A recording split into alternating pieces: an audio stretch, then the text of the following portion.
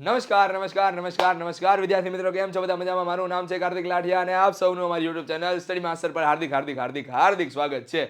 તો વિદ્યાર્થી મિત્રો, એક બાજુ હવે દ્વિતીય પરીક્ષા આવી રહી છે અને બીજી બાજુ હવે માથા ઉપર ટેન્શન થાય છે, બરોબર છે. આમ ભાંગડા કરે છે, ગરબા કરે છે, કુચીપુડી કરે છે, કથકલી કરે છે, લાવણી કરે છે, બરોબર. બધી બાજુથી આમ કહેવાય ને અમે ટમ ટમ ટમ તંબુરો વાગી ગયો છે, ટન ટનાટન ટન ટન ટાળા થઈ ગયું છે. અને એવી કન્ડિશનની અંદર હવે શું કરવું, તો એના માટે થઈને એક બેસિક પ્લાન હોવો જોઈએ કે કયો ચેપ્ટર કેટલા માર્ક્સનું પૂછાય છે, બરોબર છે. અથવા તો કોઈ મને એમ કહી દે કે ભાઈ હાલો સેમ્પલ પેપર આ રીતનું હોઈ શકે, અથવા તો કોઈ મને એમ કહે કે કયા ચેપ્ટરમાંથી 2 માર્ક્સના, કયા ચેપ્ટરમાંથી 3 માર્ક્સના, કયા ચેપ્ટરમાંથી 4 માર્ક્સના પૂછાઈ શકે, બરોબર છે. તો એના માટે થઈને આજનો આ લેક્ચર તમારા માટે છે, જેમાં આપણે વાત કરવાની છે ચેપ્ટર વાઇઝ ગુણભાર અને સેમ્પલ પેપરની પણ. હા, સેમ્પલ પેપરની વાત કરવાની છે અને 50 માર્ક્સનું સેમ્પલ પેપર હશે અને આ સેમ્પલ પેપરમાં તમારે જે પણ વસ્તુ ખૂટતી હશે એ બધી જ વસ્તુ તમારે જોવાની છે. રેડી? એમાં તમને જનરલ ઓપ્શન સાથે પણ આપી દેવામાં આવશે અને સાથે સાથે જે તમારા જેટલા પણ સેક્શન છે એ પ્રમાણે પણ તમને અહીંયા સેમ્પલ પેપર દર્શાવવામાં આવશે. તો જોઈએ આપણે કેવા પ્રકારનું પેપર હોવાનું છે. તો આ બધી વસ્તુ તમે જાણો છો કે હેતુલક્ષીમાં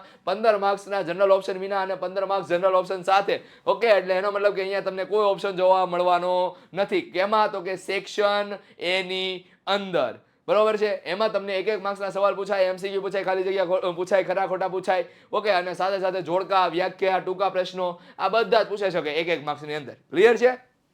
ચાલો, એના પછી આપણે જોઈએ ટૂંકા જવાબી પ્રશ્નો. એસે 1 6 સવાલ છે, બરોબર છે. એ 6 સવાલમાંથી તમને 3 સવાલ ઓપ્શનમાં મળે. ઓકે, 6 સવાલ ને 3 સવાલ ઓપ્શનમાં મળે એટલે ટોટલ 9 સવાલમાંથી તમારે 6 સવાલ લખવાના છે, બરોબર છે. પછી 8 સવાલમાંથી 5 સવાલ લખવાના છે, 3 સવાલમાંથી 2 સવાલ લખવાના છે. આ સિસ્ટમ તમને યાદ હોય તો ફરી ગઈ છે, બરોબર છે. પહેલાના ટાઈમમાં મતલબ કે ગયા વર્ષે આ સિસ્ટમ કેવી હતી, તો કે આ ઓપ્શન નહોતા, એકના અથવામાં બીજો જ હતો, બરોબર છે. અને છેલ્લો જે સેક્શન હતો એ 5 માર્ક્સનો હતો, એ હવે 4 માર્ક્સનો થઈ ગયો છે. ક્લિયર છે? તો એનો મતલબ સેક્શન બી આવડો છે, સી આવડો છે અને ડી આવડો છે. ક્લિયર? બી છે એ 2 માર્ક્સનો છે, બી છે એ 2 માર્ક્સનો છે, સી છે એ 3 માર્ક્સનો છે અને ડી છે એ 4 માર્ક્સનો છે. આ 1 માર્ક્સનો, આવડો 2 માર્ક્સનો, આવડો આ 3 માર્ક્સનો, આવડો આ 4 માર્ક્સનો. સાહેબ આ કેટલા માર્ક્સનું? એના ટોપ આ છે ટોટલ થઈને 50 માર્ક્સનું, બરોબર. હવે એમ ન કહેતા.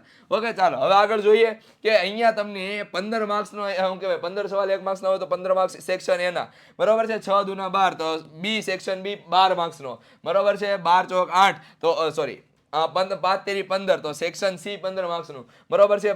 4 દુ 8, બરોબર છે. તો સેક્શન ડી 8 માર્ક્સનું. અને એમ કરતા તમને કેટલા સવાલ મળશે, તો કે ટોટલ 50 માર્ક્સનું પેપર હશે. 28 સવાલ તમારે અટેમ્પ્ટ કરવાના છે. કેટલામાંથી? તો કે 35 માંથી, બરોબર છે. એટલે તમને કેટલા ઓપ્શન મળશે એ તમે ગણી શકો છો, બરોબર છે. 28 ના 2 ને 7 તમને ઓપ્શન મળવાના છે. ક્લિયર છે? ચાલો હવે આગળ જોઈએ.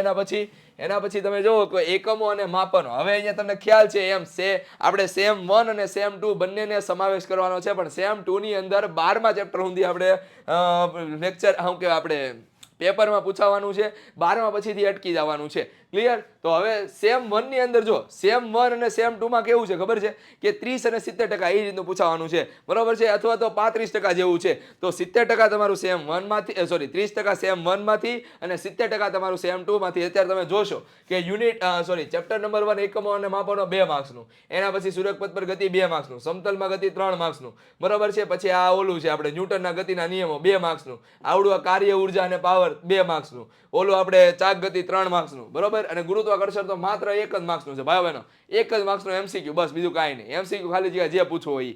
ક્લિયર છે? ચાલો, તો આ તમારું થઈ ગયું સેમ 1. સેમ 1 ના તમે માર્ક્સ ગણો 4, 4 ને 7, 7 ને 4 13, બરોબર છે. સોરી 7 ને 4 11, 11 ને 4 11 ને 3 14 ને 1 15, બરોબર છે. તો 15 માર્ક્સનું તમારું સેમ 1 છે, બાકીના 35 માર્ક્સનું તમારું સેમ 2 છે. ક્લિયર છે?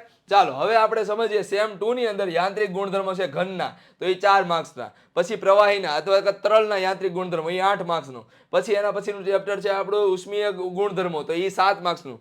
થર્મોડાયનેમિક્સ 11 માર્ક્સનું અને ગતિવાદ તમારું 5 માર્ક્સનું. એમ કરીને ટોટલ 50 માર્ક્સનું ચેપ્ટર 50 માર્ક્સનું પેપર થવાનું છે. એની અંદર યુનિટ 1 9 ગુણનું છે, યુનિટ 2 6 ગુણનું છે અને યુનિટ 3 35 ગુણનું છે અને ટોટલ તમારા 50 ગુણ થાય છે. ક્લિયર છે? અને એક વસ્તુ એ પણ જોવાની છે, નીચે બહુ મસ્ત મજાની લાઈન આપી છે. બની શકે કે તમારામાંથી આમાં અમુકને આ લાઈન જોવી ન ગમે. લાઈનમાં લખેલું છે એવું કે યુનિટ દીઠ ગુણભાર બદલી શકાશે નહીં. મતલબ કે આ યુનિટ 1 છે એ ક્યાંથી બનેલો છે? તો કે આ 4 ચેપ્ટરથી બનેલો છે. તો આ 4 ચેપ્ટરના થઈને 9 માર્ક્સ બદલી શકવાના નથી, પરંતુ પ્રકરણ દીઠ ગુણભાર દરેક પ્રકરણને યોગ્ય ન્યાય મળે તે રીતે બદલી શકાય.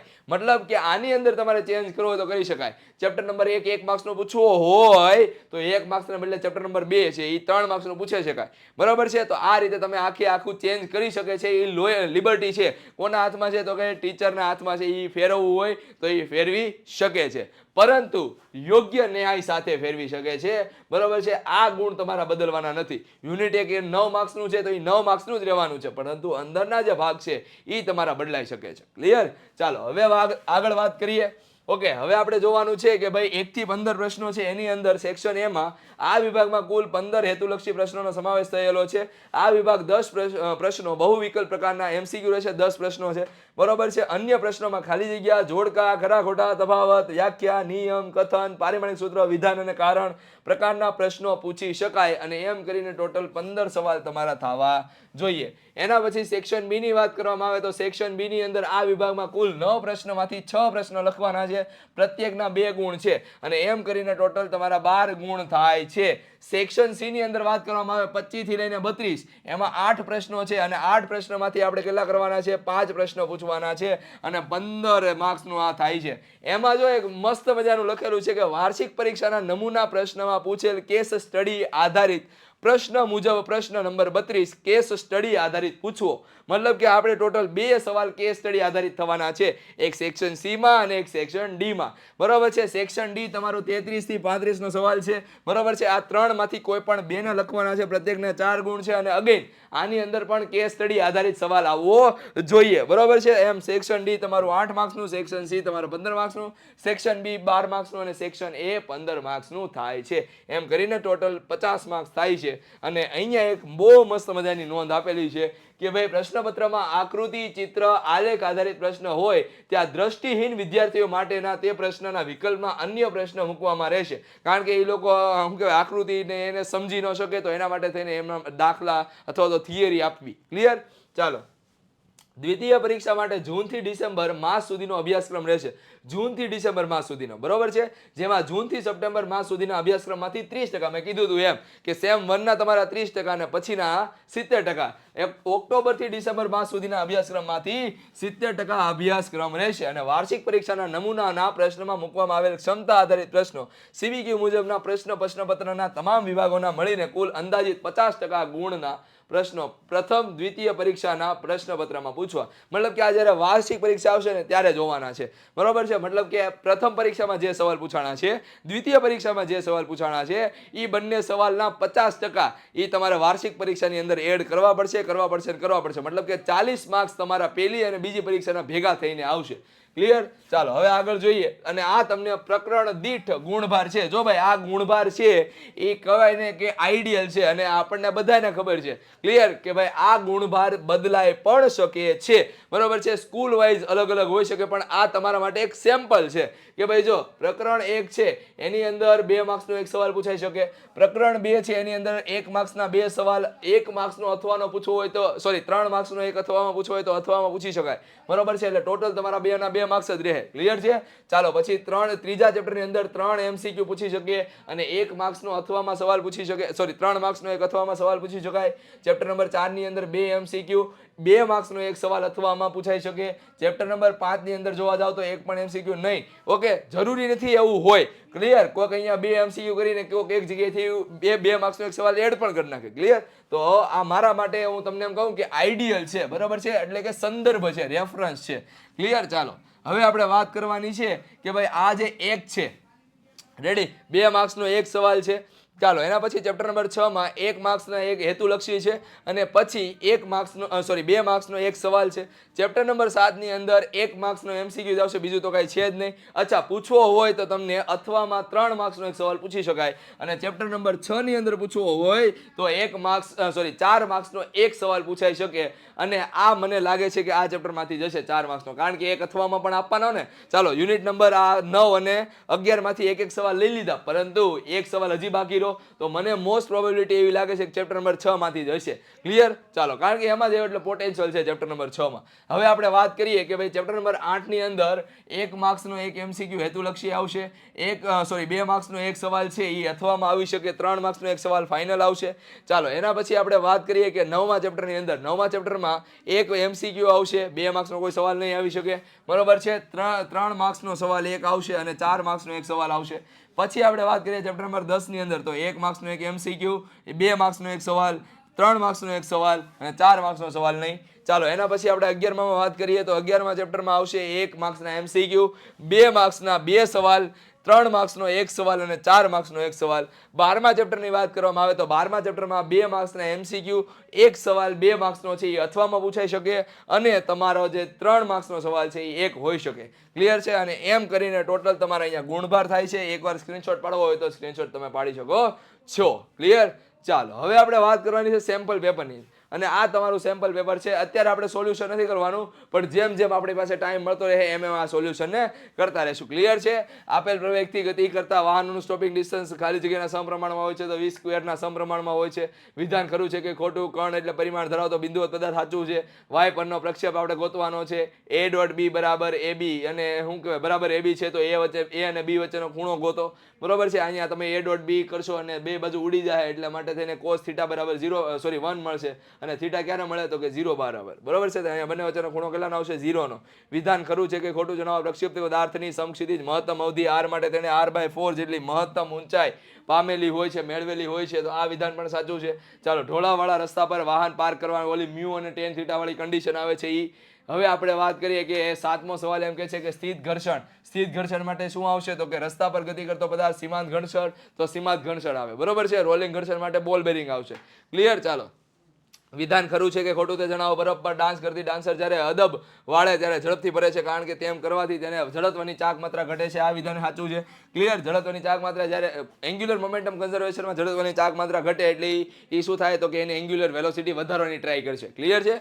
ચાલો, ગુરુત્વાકર્ષણના સાર્વત્રિક અચળાંકને વ્યાખ્યાયિત કરો. કેપિટલ G છે. બરોબર છે? દ્રઢ પદાર્થ માટે યંગ મોડ્યુલસ ઇન્ફાઇનાઇટ આવશે. જે પ્રવાહી કાચની સપાટીને ભીંજવે તે માટે સંપર્ક કોણ કેવો હશે? લઘુકોણ કે ગુરુકોણ? તો આવે લઘુકોણ. પછી આપણે વાત કરીએ સૂર્યને સંપૂર્ણ કાળો પદાર્થ કેમ નથી ગણવામાં આવતો? જે એટલી એનર્જી એમિટ કરે છે એટલી એનર્જી એબ્ઝોર્બ કરતો નથી એટલા માટે. વિધાન સાચું છે કે ખોટું તે જણાવો. આંતરિક ઉર્જા, કદ અને દળ એ ઇન્ટેન્સિવ ચલ રાશિઓ છે, જ્યારે દબાણ, તાપમાન અને ઘનતા એ એક્સટેન્સિવ ચલ રાશિઓ છે. આ મેં જ્યારે ચેપ્ટર ચાલ્યું તે કીધું હતું એક્સટેન્સિવ રાશિ કોને કહેવાય, ઇન્ટેન્સિવ રાશિ કોને કહેવાય. આદર્શ વાયુના સમીકરણ PV બરાબર μRT પરથી R નું પારિમાણિક સૂત્ર ગોતો. ભાઈ P નું પારિમાણિક સૂત્ર લખો, V નું પારિમાણિક સૂત્ર લખો, μ નું પારિમાણિક સૂત્ર લખો અને T નું પારિમાણિક સૂત્ર લખો એટલે તમને R નું પારિમાણિક સૂત્ર મળી જશે. એના પછી વિધાન સાચું છે કે ખોટો? 15મો સવાલ, આદર્શ વાયુની સીધી ઉર્જા શૂન્ય હોય છે. આ પણ આપણે જ્યારે ચેપ્ટર ચાલ્યું ત્યારે કીધેલું છે. ચાલો, સેક્શન બી ની વાત કરવામાં આવે તો સેક્શન બી માં 16મો સવાલ છે, પારિમાણિક વિશ્લેષણની મર્યાદાઓ જણાવો. બરોબર છે? ઓલું કંઈક અચળ સંખ્યા હોય એના આપણે શું કહેવાય પારિમાણિક સૂત્ર નથી, કિંમત નથી બતાવતા, એ બધી વસ્તુ છે. ચર ઘાતાંકીય હોય, લોગ હોય, સાઇન હોય, ત્રિકોણમિતીય વિધેય હોય, એની અંદરના જે કોન્સ્ટન્ટ છે એમનો કોઈ પ્રકારનો આપણને એકમ આપતા નથી, એવું પણ આપણે વાત કરેલી હતી. ઉચકાયા વગર 20,000 કિલોગ્રામનું દળ ધરાવતા એક રોકેટને વિસ્ફોટ કરતા તે ઉધ્વ દિશામાં 5 મીટર પર સેકન્ડના પ્રારંભિક વેગથી ગતિ કરે છે તો વિસ્ફોટથી લાગતો પ્રારંભિક ધક્કો. બરોબર છે? ઉપરની તરફ લાગતું બળ, નીચેની તરફ લાગતું બળ, બંનેની બાદબાકી કરો એટલે તમને પ્રારંભિક ધક્કો મળશે. ક્લિયર? એક સાયકલ સવાર 10 મીટર અંતર ઘસડાઈને સ્થિર થાય છે. આ ઘટના દરમિયાન રસ્તા વડે સાયકલ પર થતું કાર્ય 200 ન્યૂટન ગતિની વિરુદ્ધ દિશામાં લાગે છે તો રસ્તા વડે થયેલું કાર્ય કેટલું આવે તો કે એ આવે 2000 જૂલ જેટલું. જો અહીંયા 1000 છે અને ઓલું 200 છે, બરોબર, એટલે 2000 જૂલ જેટલું. પણ સાયકલ વડે રસ્તા પર થયેલું કાર્ય 0 આવશે, કારણ કે રસ્તો સ્થાનાંતર પામતો નથી, સાયકલ સ્થાનાંતર પામે છે. ક્લિયર? જડત્વની ચાક માત્રાનું સૂત્ર મેળવી વ્યાખ્યા લખો અને તેનું મૂલ્ય આધાર કઈ કઈ બાબત ઉપર રાખે છે તથા તેનો એકમ અને પારિમાણિક સૂત્ર જણાવો. તો આના માટે થઈને ઓલું સૂત્ર છે I is equal two integration I is equal to 1 થી લઈને n mr સ્ક્વેર. ક્લિયર? ચાલો પછી આપણે શું કરવાનું છે, હુકનો નિયમ જોવાનો છે. તો કે પ્રતિબળ વિકૃતિના સમપ્રમાણમાં હોય છે નાના વિરૂપણ માટે. તો આ હુકનો નિયમ થઈ ગયો. એક પદાર્થ 5 મિનિટમાં 80 ડિગ્રી સેલ્સિયસ થી 50 ડિગ્રી સેલ્સિયસ ઠંડો થાય છે. 60 ડિગ્રી થી 30 ડિગ્રી સુધી ઠંડો પડવા માટે લાગતો સમય ગોતો અને પરિસરનું તાપમાન 20 ડિગ્રી સેલ્સિયસ છે એવું ગોતો. બરોબર છે? તો આપણે અહીંયા ન્યૂટનના શીતળનો નિયમ વાપરવાનો છે. થર્મોડાયનેમિક્સ પ્રક્રિયાઓ જણાવો. આપણે ઓલી સમતાપી, સમકદ, બરોબર છે, સમદબાણ, ઓકે, આ બધી વસ્તુ, સમદાબી, ઓકે, ચક્રીય, આ બધી પ્રક્રિયાઓને ડિફાઇન કરવાની છે. માત્ર ડિફાઇન કરવાની, એની વ્યાખ્યા લખવાની, બાકી બીજું કાંઈ કરવાનું નથી. અચળ દબાણે રહેલા 2 × 10⁻² કિલોગ્રામ નાઇટ્રોજનનું તાપમાન 45 ડિગ્રી સેલ્સિયસ જેટલું વધારવા માટે કેટલી ઉષ્મા આપવી પડે? ઓલું CP/CV વાળું ઉદાહરણ છે. ક્લિયર? પછી ડાલ્ટનનો આંશિક દબાણનો ઓલું P = P1 + P2 + P3 + up to Pn સુધીનું છે. ક્લિયર? બધા મોલ ધારો કે અલગ અલગ શું કહેવાય મોલ ધરાવતા હોય, μ1 + μ2 + μ3, બરોબર છે? એ બધાને આપણે RT વડે ગુણીએ ને V ને બરાબરની ઓલી બાજુ લઈને આવીએ એટલે μ1 RT ના છેદમાં V ને આપણે P1 કહેતા, પછી P2, પછી P3, પછી P4 એમ કરતા કરતા એ આપણે ડાલ્ટનનો આંશિક દબાણનો નિયમ છે. સેક્શન C ની વાત કરવામાં આવે તો 25મો સવાલ કંઈક આ રીતનો છે. નિયમિત પ્રવેગી ગતિ કરતા સમીકરણો આલેખની રીતે મેળવો. ભાઈ આલેખની રીતે મેળવવા માટે ઓલું કહી દીધું ને, ઢાળ, ક્ષેત્રફળ, બરોબર, એ રીતે મેળવવાના છે. ઓલા 3 ઇક્વેશન છે. V = V0 + AT, S = V0t + ½ AT² અને V² - V02 = 2AS. ચાલો એના પછી મોટર બોટ ઉત્તર દિશામાં 25 km/h ના ઝડપથી ગતિ કરે છે અને આ વિસ્તારમાં પાણીના પ્રવાહનો વેગ 10 km/h છે. પાણીના પ્રવાહની દિશા દક્ષિણથી પૂર્વ તરફ 60 ડિગ્રીનો ખૂણો બનાવતો હોય તો મોટરના પરિણામી વેગ. તો જો ભાઈ પાણીનો મોટર સાથે ખૂણો બને છે 60 ડિગ્રીનો, બરોબર? આ ખૂણો 60 ડિગ્રીનો છે, પણ હકીકતમાં બોટ આ રીતે જાય છે અને પ્રવાહ કાંઈક આ રીતે છે. બંને વચ્ચેનો એંગલ 120 ડિગ્રીનો છે. તો એના કારણે આપણે અહીંયા cos 120 મૂકશું, જેની વેલ્યુ -1/2 આવશે. એ રીતે તમને પરિણામી વેગ મળશે. પછી તમારે ઓલો આપણે સાઇન નો નિયમ વાગોળવો પડશે, બરોબર છે? એના છેદમાં sin α = b ના છેદમાં sin β = θ ના છેદ r ના છેદમાં sin θ. ક્લિયર?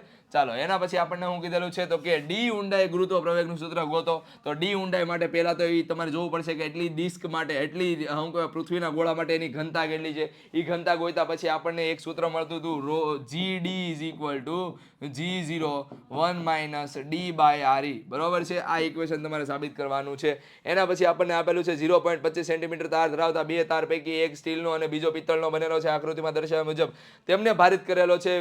ભારવિહીન અવસ્થામાં સ્ટીલના તારની લંબાઈ 1.5 મીટર અને પિત્તળના તારની લંબાઈ 1 મીટર છે. તો સ્ટીલ અને પિત્તળના તારની લંબાઈમાં થતા વધારાની ગણતરી કરો. ભાઈ સ્ટીલના તાર ઉપર કેટલો લોડ ટીંગાડેલો છે તો કે 10 કિલોનો, અને પિત્તળના તાર ઉપર કેટલાનો લોડ ટીંગાડેલો છે તો કે 6 કિલોનો. અને એના કારણે તમે યંગ મોડ્યુલસનું સૂત્ર મૂકશો, y = F L / A ∆L, બરોબર છે? અને એમ તમને વેલ્યુ મળશે A ∆L ની, બરોબર છે? દરેકને વધારાની સૂત્ર મળી જાય. ચાલો એના પછી આગળ જોઈએ. આકૃતિમાં દર્શાવ્યા મુજબ 0.10 મીટર સ્ક્વેર ક્ષેત્રફળના ધાતુનો એક બ્લોક એક આદર્શ ગરગડી પરથી પસાર કરી દોરી દળ રહિત અને ઘર્ષણ રહિત ધારો મારફતે 0.010 કિલોગ્રામ દળ સાથે જોડાયેલી છે. પ્રવાહીનું 0.3 મિલીમીટર જાડાઈ ધરાવતું સ્તર બ્લોક અને ટેબલ વચ્ચે રાખેલ છે. બ્લોકને ગતિ કરાવવા દઈએ ત્યારે 0.085 મીટર પર સેકન્ડની ઝડપથી જમણી તરફ ગતિ કરે છે. તો પ્રવાહીનો શાંતા ગુણાંક ગોતવાનો છે. ભાઈ શાંતા ગુણાંક માટે તમને ખબર છે, η = પ્રતિબળના છેદમાં વિકૃતિનો દર થાય, વિકૃતિનો દર. ઓકે, તો એના માટે થઈને F ના છેદમાં A, V ના છેદમાં L, આ ઇક્વેશન મૂકશું એટલે તમને શાંતા ગુણાંક મળશે. અચ્છા, F નથી આપેલો તો અહીંયા તમને દળ તો આપ્યું છે ને, દળ ગુણ્યા 9.8 કરી નાખો એટલે તમને શું મળશે? આન્સર. ક્લિયર? ચાલો હવે આગળ જોવાનું છે સ્ટીફન બોલ્ટ્ઝમેનનો નિયમ. તો કે ઓલો H = σ e T⁴, બરોબર છે? σ e a T⁴ A equation તમારે સાબિત કરવાનું છે. નિયમ લખવાનો છે અને ઇક્વેશન લખવાનું છે. ક્લિયર? પછી એમાં સ્ટીફન બોલ્ટ્ઝમેન કોન્સ્ટન્ટ છે, એની વેલ્યુ પણ તમારે લખવાની છે. E શું છે એને ડિફાઇન કરવાનું છે, સિગ્મા શું છે એને ડિફાઇન કરવાનું છે, બરોબર છે? ચાલો હવે આગળ જોઈએ. એક આદર્શ વાયુને 1.6 × 10⁶ પાસ્કલના દબાણે 300 કેલ્વિન તાપમાને 0.083 મીટર ક્યુબના કદ સાથે કદ ધરાવતા બંધ પાત્રમાં રાખેલો છે. આ વાયુને 2.49 × 10⁴ જૂલ આપવામાં આવે છે. તો અંતિમ તાપમાન અને દબાણ ગોતો. પાત્રનું કદ પ્રસરણ અવગણો અને R બરાબર આપણને આપેલું છે. તો આમાં પણ આપણે ઇક્વેશન મૂકીને જવાબ લાવવાનો છે. સરેરાશ મુક્ત પથ એટલે શું તેનું સૂત્ર મેળવો, બરોબર? જો આ તમારા ઓલા ચેપ્ટરનો સવાલ છે. કયા 12મા ચેપ્ટરનો સવાલ છે બરોબર. સરેરાશ મુક્ત પથ એટલે કે બે શું કહેવાય કોલિઝન એટલે કે આંતરક્રિયા, બે અણુઓની આંતરક્રિયા વચ્ચેના અંતરને આપણે નામ આપેલું છે સરેરાશ મુક્ત પથ. જ્યારે એ આપણે ભણ્યા હતા ત્યારે ડિટેલની અંદર આપણે અભ્યાસ કરેલો હતો. ક્લિયર. ચાલો સેક્શન ડી ની વાત કરવામાં આવે તો સેક્શન ડી માં ઓકે સેક્શન ડી ની અંદર તમને આ સવાલ આપેલા છે બરોબર છે સાહેબ. આમાં કેસ સ્ટડી આધારિત, તો આ ટાઈપના સવાલને આપણે કેસ સ્ટડી આધારિત કહી શકાય. ક્લિયર છે. ચાલો શું કીધેલું છે, એક 3 મીટર લાંબી નિસરણી જે 20 કિલોગ્રામ દળ ધરાવે છે તે ઘર્ષણ રહિત દિવાલ પર ઝુકાવેલ છે. આકૃતિમાં દર્શાવ્યા પ્રમાણે તેનો નીચેનો છેડો દિવાલથી 1 મીટર દૂર છે. તો દિવાલ અને ભોંય તળિયાના પ્રતિક્રિયા બળો શોધો. એના માટે થઈને તમારે શું કરવું પડશે, તો કે એક નિહણી લેવાની છે. ઉપરની તરફ લંબબળ લાગે છે, આ બાજુ લંબબળ લાગે છે, નીચેની તરફ ઘર્ષણ બળ લાગતું નથી, પાછળની બાજુ ઘર્ષણ બળ લાગે છે. અને એના પછી આપણે એક ઇક્વેશન સાબિત કરેલું હતું, શું કહેવાય ચક્રીય સંતુલનમાં હતું અને રેખીય સંતુલનમાં હતું. એ બંને સંતુલન થઈ જાય એટલે એ કેવો હોય, તો કે આખી નિહણી સંતુલનમાં હોય એમ આપણે કહેતા હતા.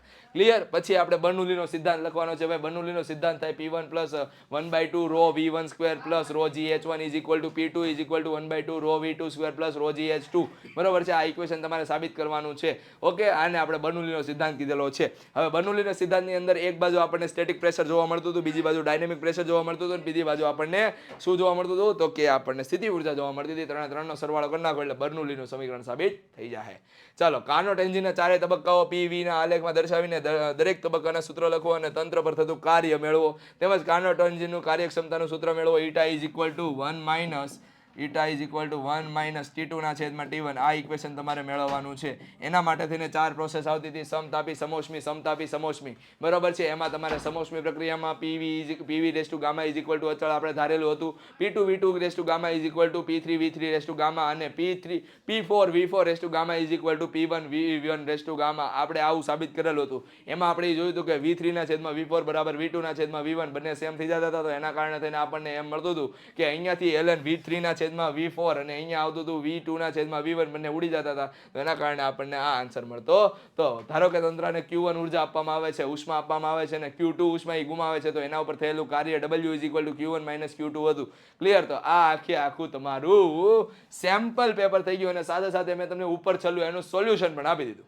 ક્લિયર. ચાલો, તો આઈ હોપ કે આજના લેક્ચરમાં તમને થોડું ઘણીક બ્લુ પ્રિન્ટ વિશેની માહિતી મળી જશે. જો એવું હોય તો તમારા મિત્રો જોડે આ ચેનલને શેર કરી દેવાની છે અને સાથે સાથે વિડીયોને લાઇક કરતું જવાની છે. મજા આવી હોય તો પોઝિટિવ નેગેટિવ જે પણ કાંઈ તમારા ફીડબેક હોય કમેન્ટ સેક્શનની અંદર બતાવતા જવાના છે. લાઇક અને ડિસલાઇકની અંદર બતાવતા જવાના છે. મળીએ છીએ આપણે next time. Till then thank you. ધ્યાન રાખજો તમારું, તમારું મમ્મી પપ્પાનું, તમારા ફેમિલીનું.